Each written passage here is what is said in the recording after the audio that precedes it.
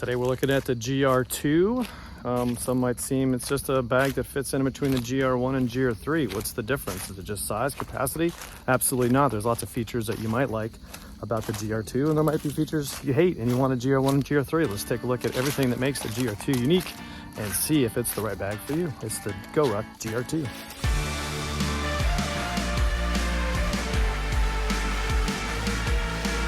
All right, we've been over the biggest and arguably the best and most versatile, the GR1. So yeah, we've talked about the GR1 and GR3. Now it's the time to talk about the GR2 and all the special features that make this bag very unique in the GORUCK lineup. Some might say, well, is it just a bag that fits in between the GR1 in capacity, where that one leaves off at 26 liters, the GR3 picks up at 45 liters, and this one comes in 3 different sizes, a 26, 34, and this one is the 40.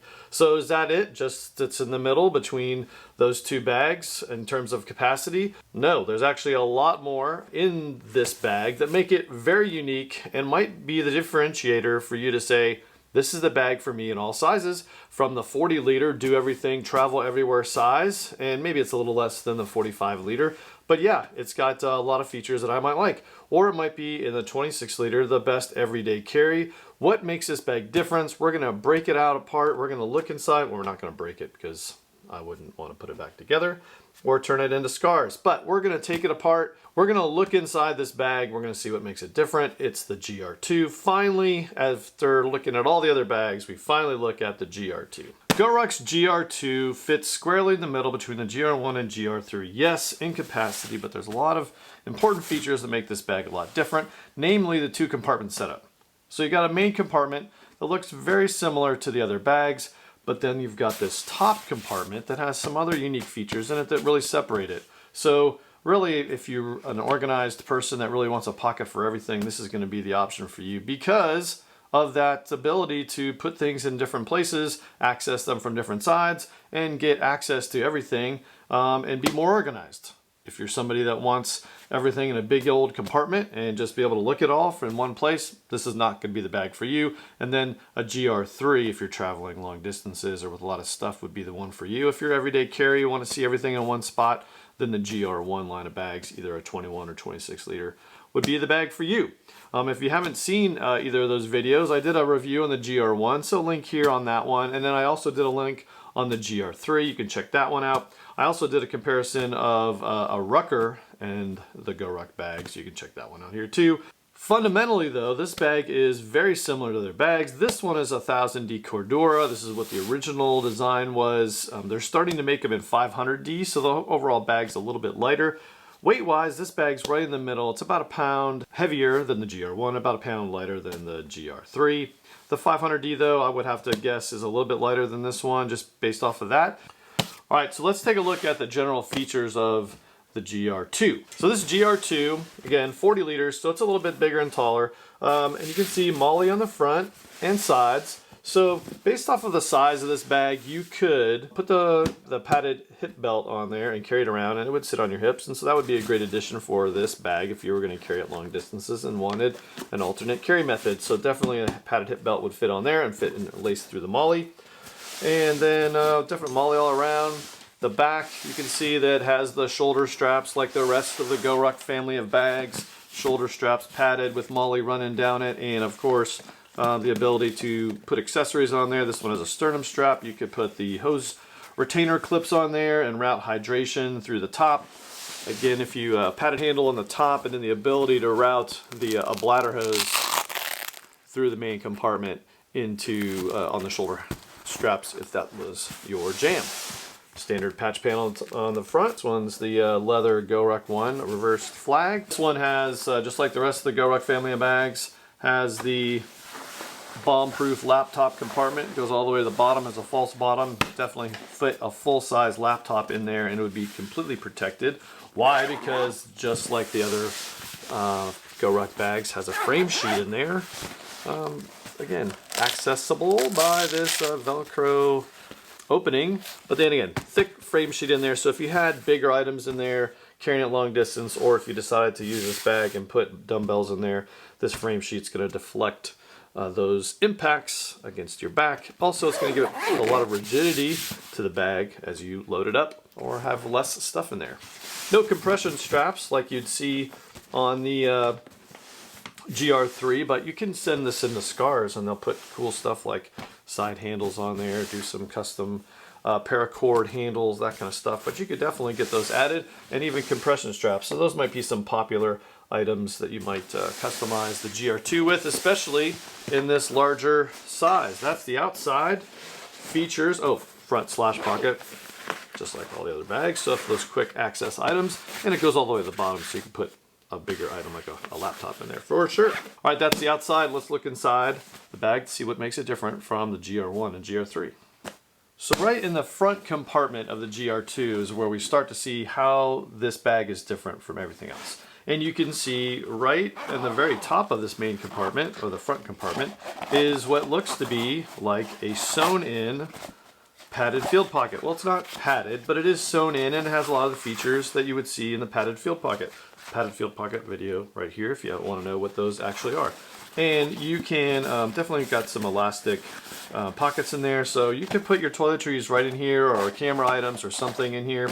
That's definitely cool. And then you've got the some mesh pockets. The big difference here is they are accessible from the side. So this one sewn into the middle pocket is accessible from, you know, the left side, and then this one on the inside of the bag is accessible from the other side. So, you know, depending on where you keep stuff, again, it's an organizer's dream.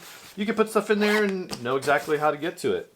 Has the same top pocket that you see in all the other GR1 and GR3. So those quick access items you can put in there and are easily accessible with not, you know, digging too far into the bag, because you just unzip this, access this pocket, and then zip it back up and you're all good to go. So that's the front compartment. Again, an organizer's dream. One advanced tip for this compartment is if you load this up with a lot of stuff and you put a lot of stuff in this pocket, that they sometimes will impede the ability to fully zip it. So I don't typically put my full DOP kit in here or other big bulky items, because it just prevents the front panel from completely latching. And then wrapping up this main compartment, after you put stuff in the pockets, you can see the bottom is built out so that you can put another round of gear here in this front compartment, in a packing cube or a sweatshirt or bigger bulky items. One will fit in here for sure, and again, that adds the capacity of the bag. Again, this one's the 40 liter. So that's the front compartment. Let's dig into the main compartment that looks pretty similar to the other bags. All right, into the main compartment of the GR2. Again, tons of space for you to just totally pack out this bag. And it has the elastic, interior elastic pocket, just like the GR1 family of bags. The GR3 doesn't have that. It has all Velcro in the main compartment. But this has the elastic panel and then MOLLE on the top, so you could lace in and secure a padded field pocket, or really any sort of MOLLE attachments you could put right in the very top of the main compartment.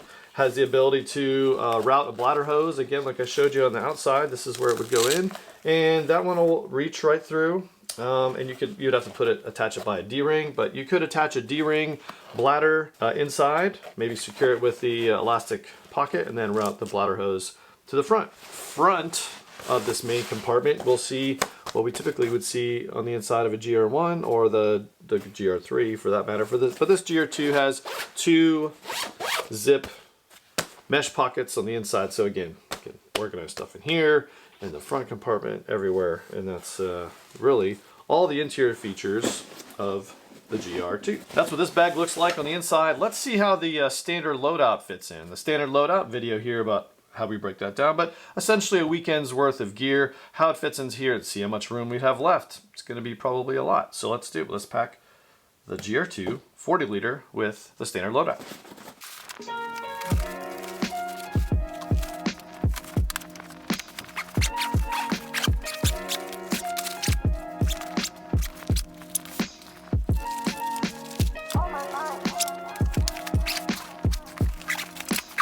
All right, so there's the GR2 fully loaded out for the weekend with the standard loadout, and again, plenty of extra room in here. Again, I could totally break those packing cubes apart and individually pack a lot of those things, but plenty of room in this main compartment still down below, and in this front compartment still lots of capacity in terms of space. I packed this thing out for a week traveling to Europe, and it had one bag only, and it was great because you could just put everything in there. Everything had a spot, and so you'd have day 1, day 2, day 3, whatever you wanted to do, however you wanted to get organized.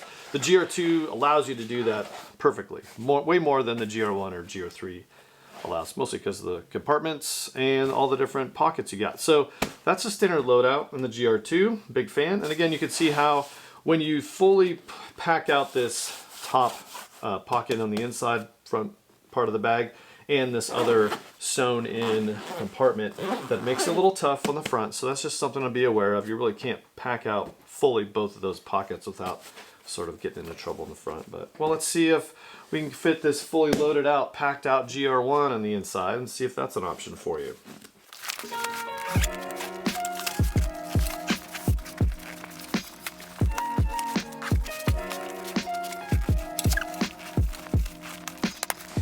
So there it is. There's a GR2 with, in the front panel actually has a couple still stuff in it, but the main compartment's got a fully packed out, overly packed out GR1, I would say.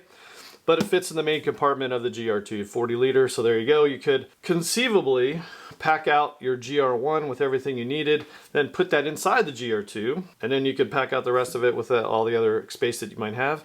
And then you have the additional bag when you're out running around town after you get to your destination, using the GR2 to get there, and the GR1 as your day pack travel bag, as you can take camera gear or whatever, a sweatshirt, all that stuff, maybe a snack.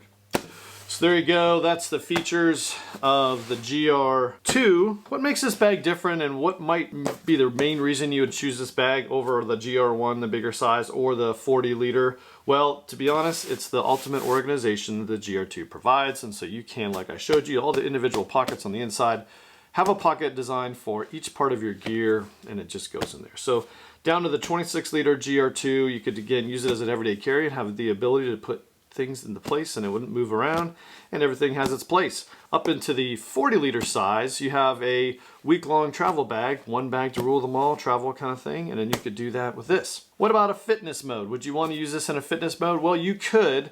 In fact, there's some instances where some of the bigger adventure races, 25 liter rucker is not sufficient in terms of space, that you might want a GR2 just to fix it out. So again, the bigger size might be the right bag for you. Where would you put a ruck plate? Well, you could put the ruck plate in the back panel, just like you would on a GR1. Because of the bigger size of the opening, you're gonna definitely need to secure that somehow with pool noodles, maybe a towel or something to prevent it from moving around. I wouldn't put it in the main compartment again because there's no way to secure it. It would move around, maybe hit you in the head as you were doing a burpee or something. But again, not the way I would do it. So really this isn't a primary option for fitness, unless, like I said, you really just needed a large capacity bag for a longer term GORUCK event or other thing that was just needing a lot of gear. And then maybe the GR2 would be the right bag for you, because the GR3 would be really unwieldy and a move around, do cool things sort of bag.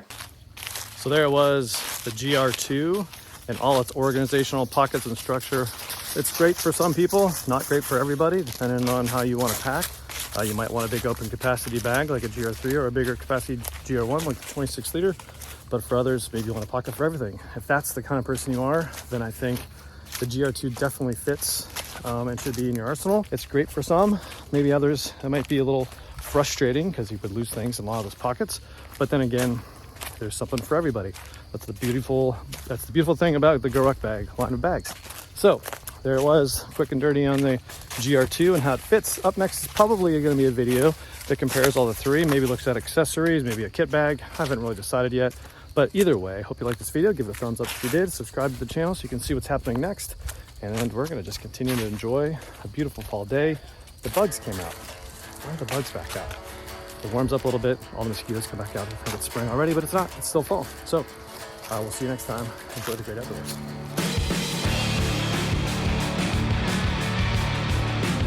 Itself from the GR3 and 1. Let's take out look at the GR2. Man, that's horrible. Don't even say. This is GORUCK's middle kid.